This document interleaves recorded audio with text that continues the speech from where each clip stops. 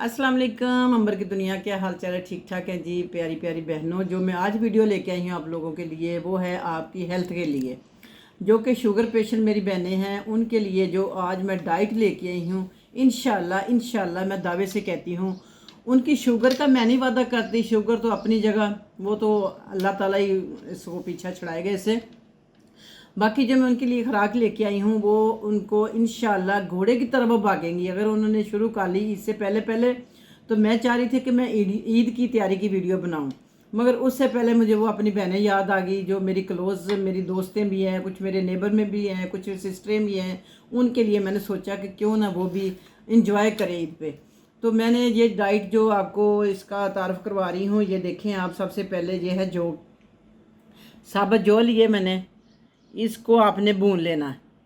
इसको आपने बेशक रेत में भी भून सकती हैं, इसलिए कि ये इसके लिए तो ये छन्ना आसान है। और इसके बाद ये है मकई।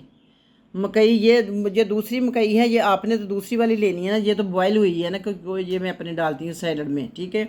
और उसके बाद ये है बाजरा, इसको आपने बगैर रेत के भून लेना। ये है चने, ये भुने हुए मिल जाते हैं, इसके बेशक छिलके तार लें या ना तार लें। ये जो चार अनाज है ना, ये आपके लिए सोना है। अल्लाह जानता है, मैं बताती हूँ आपको कि ये 60 साल की औरत खा रही है और उसको शुगर है, मेरा ख्याल पता नहीं बचपन से, और वो घोड़े की तरह भागती है। वो कहती है अल्लाह जानता है कि मुझे इससे किसी तरह की कमज़ोरी नहीं महसूस होती। इनको आपने लेके चारों को इनको भून लेना है। भूनने के बाद आपने ग्राइंड कर लेना है। ग्राइंड करके बहुत ज़्यादा पाउडर नहीं बनाना, थोड़ा सा इसको दरदरा भी रखना है, ठीक है।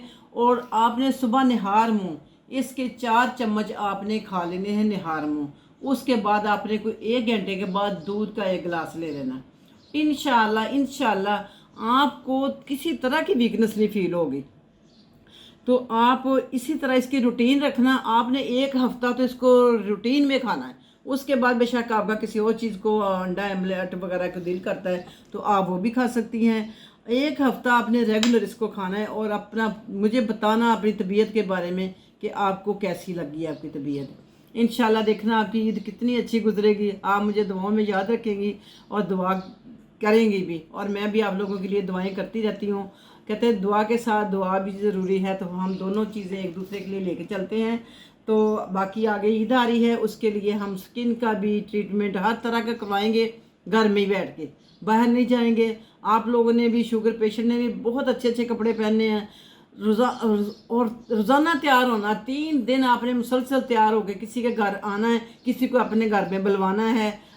यानी कुर्बानी कर रही हैं जाके नहीं कर रही, आप लोगों ने फिर भी जाना है। ये त्यौहार है अल्लाह ताला का दिया हुआ हमें, तो इसको हम खूब इंजॉय करेंगे। और अपनी सेहत का बहुत ख्याल रखना, और इसको बना के मुझे कमेंट में ज़रूर बता देना कि ये हमने खाया है, हमें फ़र्क लगा है या कि नहीं। इंशाल्लाह मैं दावे से कहती हूँ आपको फ़र्क ज़रूर होगा। और फिर मिलूँगी आपको किसी अच्छी सी वीडियो में ब्रेक के बाद। अल्लाह हाफिज़।